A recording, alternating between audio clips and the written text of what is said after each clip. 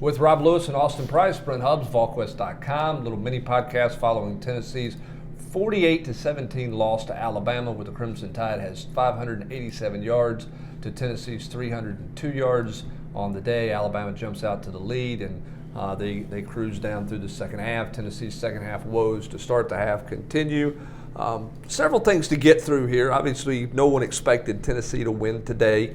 I think from a score standpoint, I think we all had it pretty much in this ballpark in terms of where we thought this game would go. I think you hit the margin exactly, didn't you? I was close, but you know the point to me, if you look at this game, a couple things jumps out on the good side. Tennessee obviously got better play from Jerry Garantano. We'll get to that in a minute. On the negative side, this team's secondary does not seem to be progressing in the right direction. No, it's terrible. And he talked about that. He was frustrated with that for a post game, and I mean, I just don't know what you do. I mean, like they wait till 4 minutes to go to play Danico Slaughter or Key Lawrence. You were down 3 and 4 scores the entire second half, and you didn't play any of these young kids. And he talked to Neil, and I asked him about it, and I asked him more specifically receivers, but it all applies the same. And he talked about those guys got to earn it. Well, as I told Rob in the 2-minute drill, Brent, that's earning. To me, that's you earn the start or you earn the playing time when it's crunch time. When you're down 3 and 4 scores, who cares what their practice habits were like? Throw them in there and let them play. Like, based off of what Jeremy said, Josh Dobbs would never have played here at least the first 2 or 3 years because he was a terrible practice player that was just a gamer. And I know Jeremy doesn't believe in that, much like, Danielson doesn't believe in the word momentum, but, those things exist.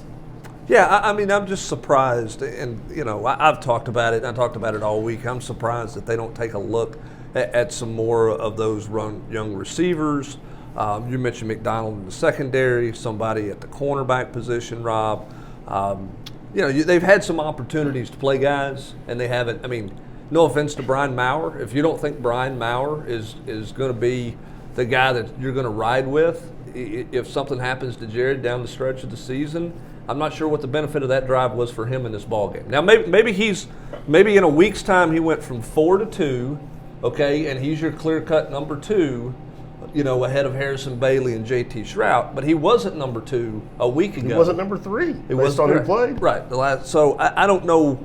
I don't understand some of the personnel decision making in terms of playing guys, at different points in blowouts or not playing guys. And that type of thing. That was my biggest takeaway from this game tonight was the second half. I mean, you go down 42-10 with 3 or 4 minutes left in the third quarter.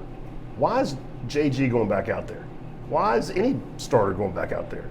Is that going to be the difference? Those guys getting extra reps. You think that's going to be the difference when you going 4 and 6 or 5 and 5 or 3 and 7, as opposed to getting Malachi Wideman 15 snaps or getting Danico Slaughter, who I know played in the fourth quarter a couple series, but getting him in there 2 or 3 series earlier, getting Morvin Joseph some legitimate work as opposed to just in a third down pass rush role. I didn't get that at all. I mean, the game was out of hand. It was over at halftime, and it was especially over at 42-10. Why are you not getting reps, getting those guys a chance to see themselves on film where you can go in there Sunday night and say, this is what we've been talking to you about in practice. This is what you get, this is what you got to see. This is those kind of things. So I thought, it's not the end all be all. I just thought that was a missed opportunity. Well, it is the whole thought, Austin, in this game was, Tennessee's not going to win, but you need to find out what's the O-line, who's above the line and who's below the line in terms of being able to contribute. Had an opportunity to do that, maybe more in this game than you have in any other game, and you didn't take full advantage of that, in my opinion. No, and I get why. Somebody said, well, I don't know why they play JG if they're not going to call the game to win the game. Okay, valid point. But my point back was,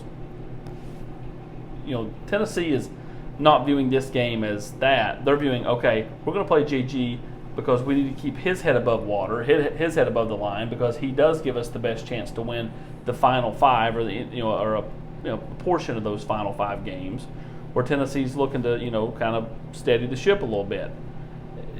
He obviously was okay. He didn't turn the football over. He hit a couple of nice deep balls, but it's amazing the spacing when Jalen Hyatt gets loose versus the spacing when they have Keaton and Tillman, and that's I don't want to dump on those guys individually, but they are kind of very similar. So like there's no like yin to the yang. Jalen Hyatt is a yin to the yang of those guys. Yeah, I mean he's got to play more. Here's why he's got to play more. Outside of Josh Palmer, who had a nice day, 4 catches, 57 yards, touchdown. The rest of Tennessee's wide receiving core, outside of Palmer and Hyatt. I've not seen it. 2 catches. 2 catches for 8 yards, and one of those was the glorified handoff to Velus Jones. So really 1 catch for 4 yards. So again, it goes back to the point of you got to earn it on the practice field, but you can't tell me that some of those, if you're not getting any more production out of the rest of that receiver crew, why not play Jimmy Holiday? Why not play Jimmy Callaway? And see if they can do something. Again, don't play them all the time, but put them out there for a jump ball or put them out there for something. That doesn't make sense. I will say this, and what the fans were talking about, I did not understand the third down play calling on Tennessee's first 2 drives to start the second half of the game. Okay? The one Eric Gray fumbled on, it's a 3rd and 5, and you think you're going to run off tackle for 5 yards there. And then you had another 3rd and 7 where you gave it to Eric Gray for a loss of 1. Those 2 play calls on third down was a complete and utter lack of confidence to start the second half. Tennessee wasn't going to win the game, but you didn't try to make a first down on those 2 plays. Coach, like you're trying to win the game. Yeah, you didn't attempt. Was one of those third down runs after the turnover when they had the ball at midfield and ran it 3 times in a row? Yes. That to me just that series summed up Tennessee's approach to this game, and perfectly. Yeah, I mean that one didn't make a whole hill of sense to me in a lot of ways. But I mean, look, Alabama's really good, okay, but they gave Tennessee a couple of chances today that Tennessee, going back to the secondary, Austin, has to figure out who can catch the ball back there. Kenneth George. I mean, I don't think he scores at the end of the half, but all the fast guys are behind him, and he's coming out of the end zone if he catches the ball. Now, he's not going to go 100 yards, I don't believe, okay? But they threw the ball right to him. That's 2 or 3 he's dropped on the year. And I thought Bryce Thompson should have caught the interception on the pass that Minchie caught down at the 2-yard line. Yeah, I agree. He just didn't play the ball very well. So they've got to find a way, and they've got to play the ball better in the air. And they don't tackle well. I mean, how many times today in the first half, you go back, obviously there was the questionable call on the fumble down at the goal line, but let's take that part away. Let's say that they give that to Tennessee. That's not a score there. Then on the next drive, you would have held them to a field goal because, you missed a tackle when you had a chance to Aubrey Solomon had Najee Harris dead to rights on 3rd and 1. So you make that tackle, that's a field goal, and then you end up kicking your own field goal. It would have been 3-3, but instead it was 14-3, and then the rest is history. Well, there was another one it was 2nd and 7 after Alabama had on the 2, and they had a false start. So it's 2nd and 7. That's a lot better than 2nd and 2 on the 2, and Kevon Minute misses Brian Robinson. I mean, it might not have been a TFL, but it's at the line of scrimmage. I mean, it's for little or no gain, and you're looking at 3rd and goal from the 6, which that's a pretty good spot to be in for a defense. All right, so let's talk a little bit about kind of where this team goes from here and kind of what you go from here. I think we all agree, play some younger players. Let me, before we go there, let's say this about the offensive line, okay? For a unit that got manhandled at Georgia. They held up pretty good. They held up pretty good today. I don't think Alabama's as good on the defensive front as Georgia is by any means, but they didn't give up a sack today. And pass protection was good, and they ran the ball for 139 yards. This has got Hubbard written all over it. You got to find out when the last time Tennessee ran for 100 yards against Alabama was. I don't know. Did they finish with 100 last year? Wow, did they? I don't know.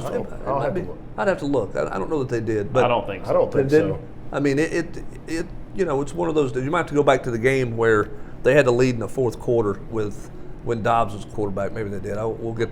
I'll get the crack staff on that and see what we can find out about that one. But I thought overall, Spraggins can play. He's going to be a good player. Jameer, I know he didn't play much in the second half. He held up okay. And I thought Darnell Wright played maybe the best game he's played in his Tennessee career today.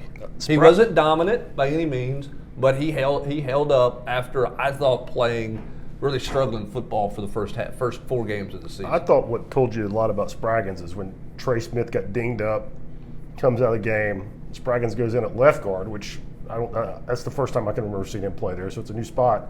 It's 3rd and 5, and Tennessee runs it right behind him. Gets 9 yards. I mean, they didn't try to hide him, didn't try to go away from him. They obviously had confidence in him. Yeah, they absolutely did without any doubt or without any question about that at all. So some positives with the offensive line there. One concerning thing to me, and I don't want to make too big of a deal of it, the whole Brandon Johnson, Jerry Garantano disagreement on the sideline late in the game. I understand there's frustration there, but that was pretty heated. I'll give Jerry credit. There were some people who tried to separate him, and he wanted to go talk to Brandon Johnson. In a rational manner, he wanted to have that conversation. You can't have. They got to make sure that they don't have that thing going on. You're spotting, so forward. you're watching the play as close as anybody.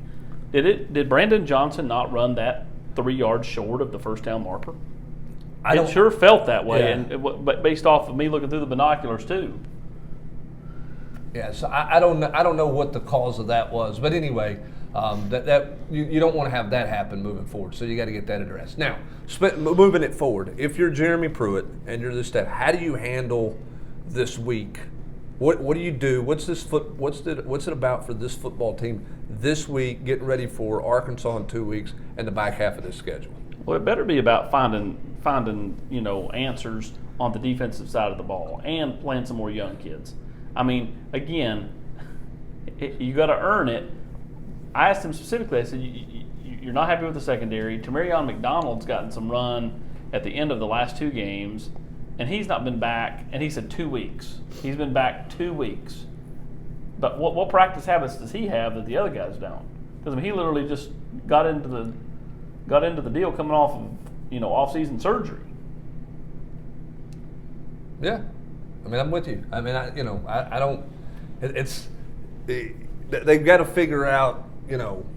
I think, Rob, I guess the big disappointment is you come out of this game with continued no identity on defense, continued scramble. We can't defend in the back end on defense.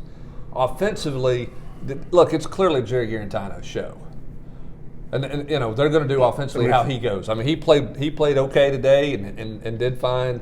Obviously, he was a train wreck a week ago against Kentucky, and we saw how that loss, with what happened today to Tennessee here at home, and then to see what Kentucky did on the road against Missouri makes last week a bigger kick in the where. Well, it just makes you see. That college football is even crazier than usual this year because that Tennessee beat that Missouri team 35-13. And then Kentucky comes in here and smokes Tennessee, and then Missouri beats Kentucky. So it's hard to know what to make out of all of that. Yeah, it certainly is. So we'll see what happens going forward. I don't know the run stat, Rob, that you asked about. I will say this. Today, Tennessee had 302 yards of total offense. It's the first time Tennessee's had 300 yards of offense or more since 2015 in this series. Whew. So my guess is it's been a while since they've had a 100-yard rusher. 100 yards rushing. The last time Tennessee had a 100-yard rusher was Taron Poole in 2010 as an individual. He had 117 yards. So we'll have to go back and I'll have to go back and look at that. You go back, and I believe that was that season that I was talking about when we taped the 2-minute drill, Rob. It was 2010. That was Dooley's first year. That was when Bray comes in at Memphis, and then they start throwing it to Hunter and Rogers and those guys. That's what this program needs, because they need an injection of excitement. And the only time anybody got excited today was Jalen Hyatt. And they need to play those young kids, because as Rob said, if you're selling, let's say you're selling a grad transfer quarterback. Or you're selling a 22 quarterback. Or you're selling a 22 quarterback today who's in the stands. Ty Simpson. Are you selling Brandon Johnson and Cedric Tillman, or are you selling Hyatt and Weidman and Callaway and Holiday? I know what I'm selling, and I know what the fans would be excited about. And as Rob said, if the difference is 4-6 versus 3-7, who cares if you're building something that you go, okay, a year from now, playing those 5 games is going to make such a huge difference. But again, I think that's what is most troubling. today's not the most troubling thing because you expected to lose.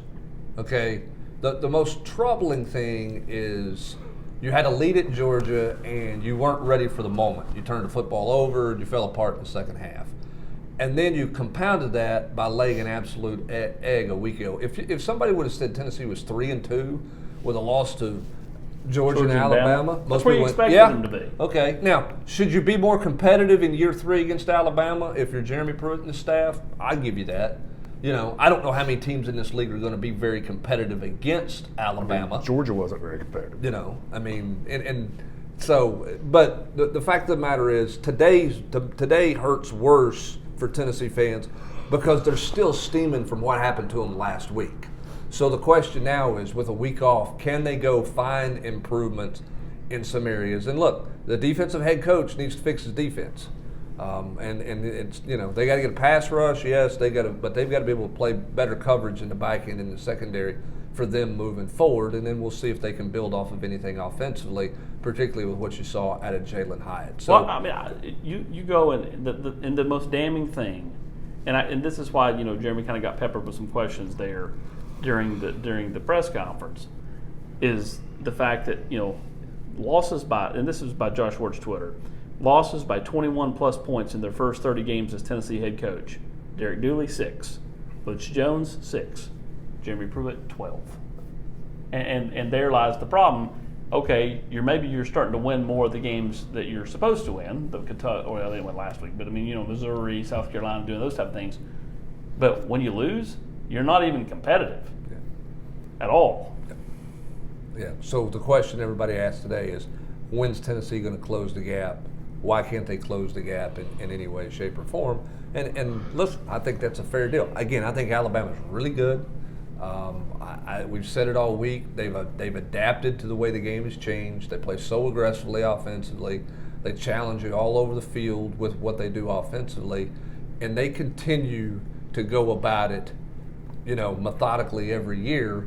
And Georgia's getting better, and we'll see what happens with Florida late in the year. But that's the frustration point that Tennessee fans have, is that they just have been really bad against teams that you're trying to catch. And they haven't been competitive against the team that you're trying to catch. So we'll find out what this team gets done in this open date. It's a big, important week for Tennessee. We'll see how they handle it. And then obviously they've got to go to Arkansas, a Razorback team that's been playing better than anybody expected. But we'll have plenty of time to talk about the Razorbacks. But on this night in Knoxville, frustration continues for everybody who pulls for the team in orange, because Alabama keeps rolling right along against the Volunteers as they beat Tennessee by a score of 48-17. For Rob Lewis and Austin Price, I'm Brent Hubbs. Thanks for joining us. Have a great Saturday night, everybody.